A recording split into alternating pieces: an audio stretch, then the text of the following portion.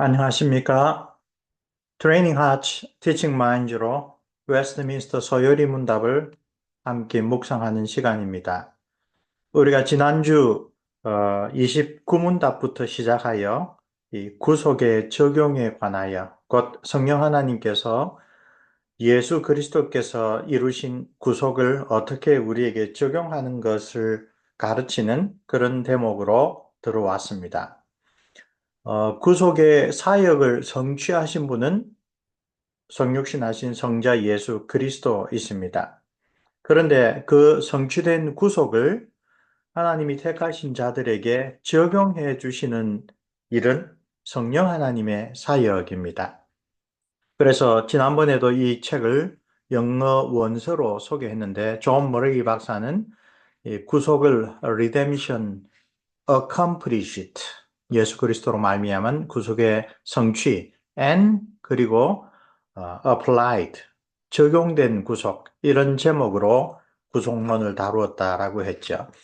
지난번에 함께 묵상했던 29문답에서는 우리가 그리스도의 구속에 참여할 수 있는 방법이 무엇인가를 가르치는데 그 대답은 성령께서 사역하심으로 성령의 사역으로 말미암아 즉 예수 그리스도의 성취하신 구속을 우리에게 적용하신 분은 성령님이다라고 하는 대답을 29문답에서 배웠습니다. 오늘 30문답은 그러면 그 성령께서 그리스도께서 성취하신 구속을 구체적으로 어떤 방식으로 어떻게 우리에게 적용하시는가를 질문합니다. 그런 다음 31에서 38문답은 소위 구속의 순서, 구원의 순서라고 하는 유명한 그 토픽에 따라 소명부터 시작하여 부활 그리고 영광까지 이야기를 합니다. 자, 그리스도 안에 있다라고 하는 것은 정말로 중요한 주제로서 특별히 에베소서 3장 1장 3절에서 14절에는 사도 바울이 아주 거듭 반복하여 어떻게 그리스도께서 행하신 일이 그리스도인들의 것이 되는가를 바로 이 개념으로 엔 그리스도, 그리스도 안에서라는 것으로 설명합니다. 장로교회의 대요리 문답은 그리스도께서 획득하신 구원의 은혜를 우리에게 적용하시는 성령의 사역, 즉 효력 있는 부르심에서 영화에 이르는 구원의 순서, order of salvation을 하나씩 풀어가기 전에 먼저 그리스도와의 연합이라는 주제를 다룹니다. 그게 기초가 되기 때문에 그렇습니다. 왜냐하면 그 각각의 은혜가 하나님의 택한 백성들에게 적용되는 일은 우리가 그리스도와 영적으로 신비하게 연합된 사실에 기초를 두고 있기 때문입니다. 이 그리스도와의 연합에 관한 사도 바울과 사도 요한의 교훈을 주목하였던 종교개혁자 칼빈은 그리스도와의 연합이라는 근본적인 토대가 없이는 참된 기독교 신앙을 바르게 이해할 수 없다는 점을 이렇게 강조합니다. 우리는 그리스도께서 우리 밖에 머물러 계시고 우리가 그와 떨어져 있는 한 인류의 구원을 위해 그가 당하시고 행하신 모든 일들이 우리에게 의미가 없고 아무런 가치가 없다는 사실을 알아야 한다. 그리스도의 모든 구속의 은덕들이 우리에게 적용되려면 우리가 그리스도 안에 있어야 됩니다. 우리가 그리스도와 연합되어 있어야 합니다. 그리스도와의 연합이라는 신약 성경의 핵심적인 교훈은 2000여 년 전 이 땅에 계셨던 예수 그리스도께서 오늘날 어떻게 우리의 삶을 근본적으로 변화시킬 수 있는가라고 하는 신앙생활의 가장 중요한 질문에 대답해 줍니다. 사도 요한은 예수님의 포도나무와 가지 비유로서 우리에게 이렇게 대답합니다. 내 안에 거하라. 나도 너희 안에 거하리라.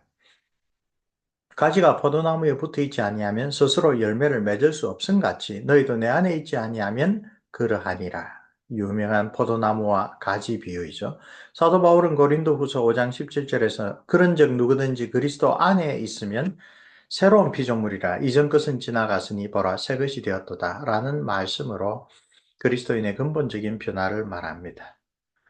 그리스도와의 연합이라는 주제는 아주 의미 깊고 중요한 성경의 교리입니다. 그래서 이번 묵상에서 소요리 문답을 통해서도 하나씩 살펴보려고 합니다. 자, 30문답. 성령께서는 어떻게 그리스도께서 사신 구속을 우리에게 적용합니까? 대답은 성령께서는 그리스도께서 사신 구속을 우리에게 적용하는데 그 방법은 by producing faith, 믿음을 일으키심으로, 우리 안에 믿음을 일으키심으로, 그리고 uniting us to Christ, 그리스도와 우리를 연합시킴으로써, 그 연합시키는 것은 아주 효과적인 소명으로입니다. 그것이 삼시문답에서 가르치는 성령께서 어떻게 그리스도께서 자신의 구속의 사역으로 말미암아 취득하신, 획득하신 그 구속을 우리에게 적용시켜 주는가 두 가지 방법을 이야기를 합니다. 믿음을 일으키시고 그리스도와 연합하신다. 이 문답과 관련된 첫 번째 묵상, 월요일의 묵상은 인류의 연대성을 무엇보다 가르칩니다. 하나님은 모든 인류를 아담의 후손으로 태어나게 하셨는데 그것은 인간들 사이에 연대성이 있게 하셨다는 사실을 가르칩니다. 그래서 아담 안에서 모든 인류는 하나님께 죄를 범하였고 두 번째 아담이신 그리스도 안에서 구원받는 것은 모든 이런 연대성, 하나님이 창조 질서로 세워두신 결속이죠. 솔로데리티 때문에 그렇습니다. 성자 하나님께서 우리를 구속하기 위하여 우리와 같은 사람이 되신 것도 왜 하나님이 사람이 되셔야 했는가? 그건 역시 연대성이라고 하는 하나님의 법칙에 근거한 것입니다. 고린도 후서 5장 17절 아까 읽었죠. 그리스도 안에 있으면, 누구든지 그리스도 안에 있으면 이라고 이야기를 합니다. 화요일과 수요일의 묵상을 묶어서 살펴봅시다. 구속의 적용을 위하여 성령께서 하시는 두 가지 사역은 긴밀하게 연결되어 있습니다. 적용을 위하여 하시는 게 첫째 우리 속에 믿음을 일으키시는 것, 그리고 그것과 관련하여 에베소서 2장 8절에서 9절을 보면 우리가 그리스도를 믿는 것으로 말미암아 하나님께 은혜로 구원을 얻었다. 그 다음에 이야기한 것이 하나님의 선물이기 때문에 우리가 자랑할 것이 없다. 우리의 공로로 얻은 것이 아니다. 그 속에는 믿음도 반드시 언급이 되고 있습니다. 신약 성경은 우리 스스로 믿음을 가질 수 없다는 사실을 반복하여 가르칩니다. 니고데모에게도 그렇죠. 하늘로부터 거듭나지 않으면 안 된다. 그리고 우리 자주 언급되는 자주장사 루디아 빌립보에서 사도 바울의 복음을 들을 때 그가 스스로 깨닫고 그가 스스로 믿음을 가진 것이 아니라 성령께서 그녀의 마음을 열어주셨다. 그런 표현을 합니다.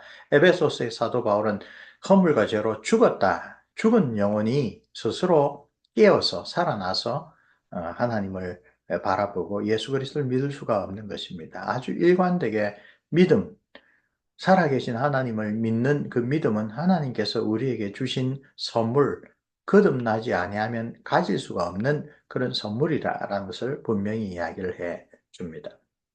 그런데 동시에 성경은 그 믿음이 없이는 하나님을 기쁘시게 할 수가 없다. 그리고 그 믿음은 무엇보다도 예수 그리스도에 대한 하나님과 우리 사이를 다시 화목하게 해주신 그리스도에 대한 믿음이라고 말합니다. 두 번째로 예수 그리스도의 완전한 순종의 삶과 죽음은 오직 성령께서 주신 믿음으로 말미암아 그리스도와 연합된 자들에게 주어진다. 이 믿음이 통로가 되는 겁니다. 그리스도께서 행하신 모든 구속의 사역이 우리의 것이 되기 위하여 반드시 필요한 것이 성령께서 불러일으켜 주시는 그 믿음이다. 본문의 내용 가운데 핵심을 여기에 소개합니다. 우리가 예수님을 믿을 때 하나님은 마치 우리 자신이 예수님과 함께 십자가에서 죽은 것처럼 간주하신다. 이것이 연대성의 원리입니다. 이처럼 믿음과 그리스도와의 연합은 불가분하게 연결되어 있습니다. 바로 이런 맥락에서 사도 바울은 그리스도 안에라는 표현을 거듭 반복하여 강조하는 것입니다. 우리가 에베소서 1장에도 봤지만 로마서 8장 1절도 그러므로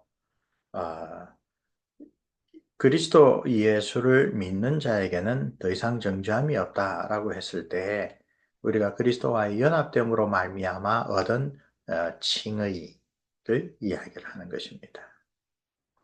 목요일과 금요일 묵상도 함께 살펴봅니다. 그리스도와의 연합은 우리를 구속하기 위하여 예수님이 행하신 모든 일이 우리에게 전가된다는 것을 의미합니다. 그리스도 안에서 그분의 대속의 죽으심뿐만 아니라 그분의 부활과 생명에도 우리가 동참합니다. 뿐만 아니라 성령께서는 하나님의 뜻에 온전히 순종하신 그리스도의 삶의 자세도 그분과 연합된 사람들에게 끼쳐주시고 그리스도를 본받아 살아갈 힘을 내려 주신다. 아주 중요한 그 설명을 한 단락에서 잘하고 있습니다. 우리가 전가된다라고 할 때는 아주 일차적으로 법정적인 의미입니다. 우리는 죄인입니다. 하나님 앞에 가서 마지막 최후의 심판을 받을 때에도 우리는 우리 자신으로만 보면 죄인입니다. 그런 우리에게 하나님께서 무죄를 선고하시고 지옥의 형벌을 면해 주시는 것은 그리스도와 연합되었기 때문에 그리스도의 순종을, 그리스도의 형벌 받으심을 우리에게 법적으로 전가해 주시기 때문입니다. 우리는 이 개념에 대해서 너무나 잘 알고 있습니다. 우리 대신 예수님이 십자가에 못 박혀 죽으심으로 우리가 받아야 될 죄의 형벌, 곧 사망을 대신 받으셨다. 그래서 우리는 더 이상 그 벌을 받을 필요가 없다. 그러나 그리스도 안에 있다는 것은 단순히 법정적으로, 법률적으로 우리의 죄를 사면해 준다라는 것에 그치지는 것이 아니라 우리 안에 거하시는 성령으로 말미암아 그리스도의 마음을, 하나님에 대한 그리스도의 태도를, 온전히 순종하신 그리스도의 온전한 삶의 자세를 우리가 사모하며 그 삶을 본받으려고 하며 그 삶을 부족하지만 이 세상에부터 시작할 수 있도록 능력도 내려 주신다. 즉 그리스도와의 연합은 단순히 법정적인 관계일 뿐만 아니라 실질적인 교제로부터 나오는 그런 관계를 포함하고 있다. 그 이야기를 합니다. 그 다음엔 다시 연대성 이야기를 합니다. 아담의 죄와 반역이 아담과 연합된 모든 인류에게 처참한 결과를 가져다 주었듯이 예수 그리스도의 의와 순종 또한 그거와 연합된 그리스도와 연합된 모든 자들에게 하나님의 축복, 하나님의 은총, 영생 그리고 영속적인 기쁨과 평화를 가져다 줍니다.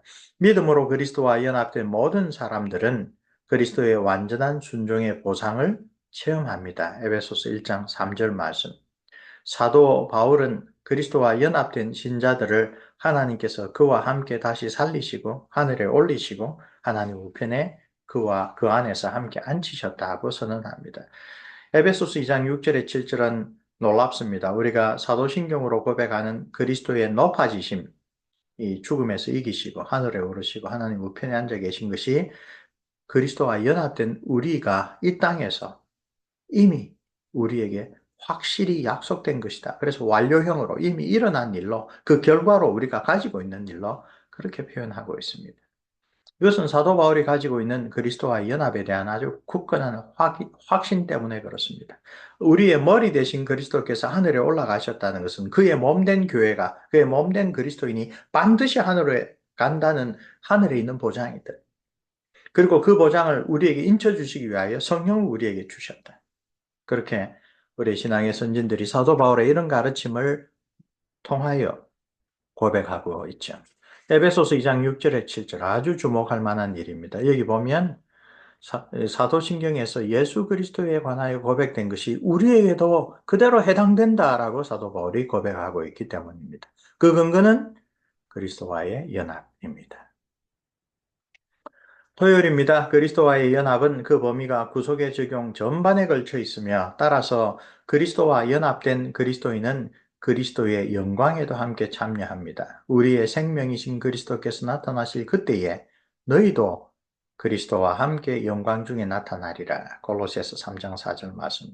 성령께서 일으키신 믿음으로 말미암아 그리스도와 연합한 그리스도인들은 그리스도의 완전한 순종의 삶과 대속의 죽음과 부활과 그 영광에서 그리스도와 연합된 자들입니다. 그 연합의 끈은 믿음이고 그 믿음은 성령으로부터 나온다. 그래서 오늘 우리의 주제이죠. 성령께서는 어떻게 우리를 그리스도께서 획득하신 그 구속에 참여하게 하시는가? 믿음을 일으키시고 그로 말미암아 그리스도와 연합되게 하심으로. 이와 관련하여 제일 유명한 책 중에 하나가 그리스도인의 자유라는 1520년에 로트의 종교개혁 3대 논문이라고 하는 것 가운데 제일 마지막으로 나온 것이죠. 거기서 신앙의 유익을 세 가지로 이야기를 하면서 세 번째로 유명한 결혼 비유를 통하여 복된 교환을 이야기를 합니다. 신랑이 되신 그리스도와 신부 되신 그리스도인 교회 사이에 일어나는 복된 교환으로 우리는 그리스도의 모든 구속의 공로들을 우리의 것으로 받아 누린다. 그 말씀이죠. 자, 그리스도 안에서 다시 한번 보겠습니다. 이 단락에서 하늘에 속한 모든 영적인 복을 설명하면서 바울은 15번이나 예수님을 언급합니다. 아까 말씀드린 이 에베소서 1장 3절로부터 나오는 그 구절입니다. 우리를 택하심, 하나님의 자녀로 삼으심, 사죄의 은혜를 값없이 베푸심, 하나님의 뜻의 신비를 알려주심, 하나님의 기업이 되는 것, 하나님의 영광의 찬송이 되는 것, 그리고 성령으로 인쳐주시는 것. 이 모든 것이 그 사랑하는 자 안에서 그 안에서, 곧 그리스도 안에서 우리에게 주신 하나님의 축복들입니다. 그런 표현들이 계속하여 나타나죠. 15번이나. 대단히 강조되었다라는 의미입니다.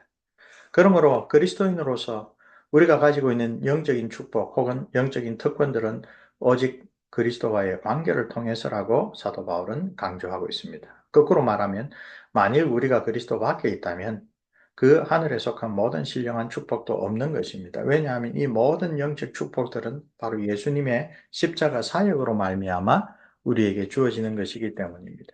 우리는 예수님의 피로 죄 사함과 구속함을 얻었습니다. 그것은 십자가에서 우리의 죄값을 치르기 위하여 예수님이 자신의 생명을 내어주심으로 가능하게 된 일입니다. 예수님이 십자가 위에서 공의로우신 하나님의 죄에 대한 진노를 온전히 받으셨기 때문에 그리스도 안에 있는 우리에게는 오히려 하나님의 긍휼이 임할 수 있었습니다. 예수님이 우리를 형제 자매로 기꺼이 받아 주셨으므로 예수님의 아버지 하나님을 우리 아버지 하나님이라고 부를 수 있게 되었습니다. 그 모든 신령한 축복들이 우리에게 주어진 것은 바로 예수 그리스도의 십자가 사역으로 말미암은 것입니다. 자, 이렇게 오늘 웨스트민스터 소요리문답 30문답에서 구속의 적용과 관련하여 그 모든 뒤에 나오는 징의로부터 영화에 이르기까지의 그 구속의 적용의 기초가 되는 것이 그리스도로 말미암아 그리스도 안에서 그리스도와의 연합이라고 하는 성경의 귀중한 사상이라는 것을 살펴보았습니다.